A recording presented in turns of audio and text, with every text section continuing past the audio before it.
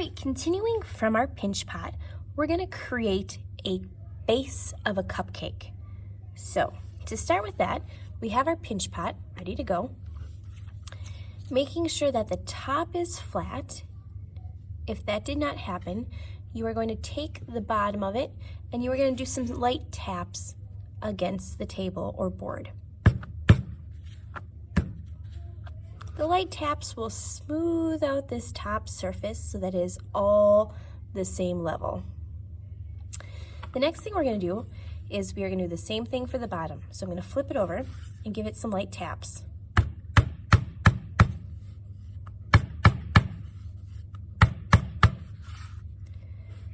This will have a flat bottom surface, which is needed for a cupcake because it's got to be able to stand.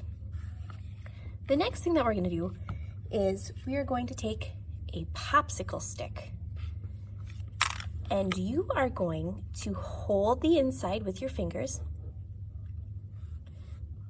and we're going to take the popsicle stick and we're going to lightly press into the clay, making sure that you kind of rock it back and forth in a gentle way, because if you look at it in this direction, this part of the popsicle stick is not touching the clay, so you will not create a line by pressing it into your clay.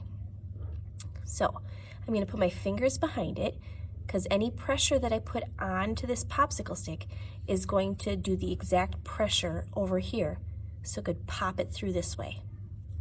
So my hands are behind it, and what I'm going to do is I'm going to slightly rock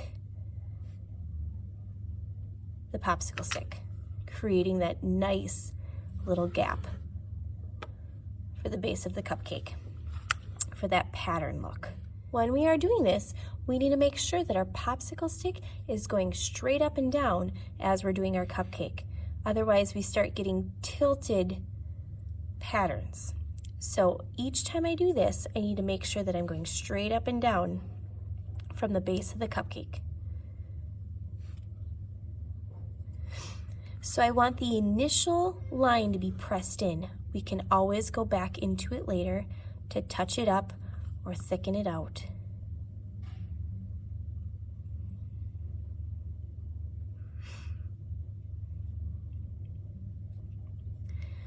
So as we're doing this, this is just kind of the initial look of it.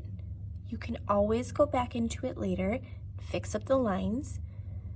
I'm just trying to evenly space these all the way around, making sure that they're straight up and down all the way around the cupcake base. So since the top part is wider than the bottom part, there's going to be a point where these popsicle stick lines are close together on the bottom and wider apart on the top. That is exactly what I'm looking for.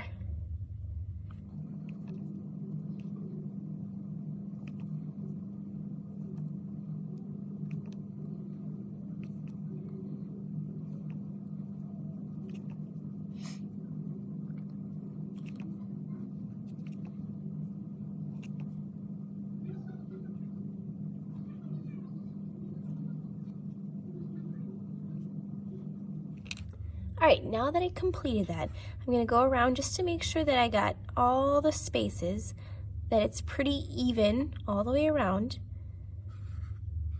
And then once it dries up a little bit more, I'm going to clean up all of the little cracks and indents that I don't want, or even deepen some of these lines. And there you have it, the bottom of your cupcake base.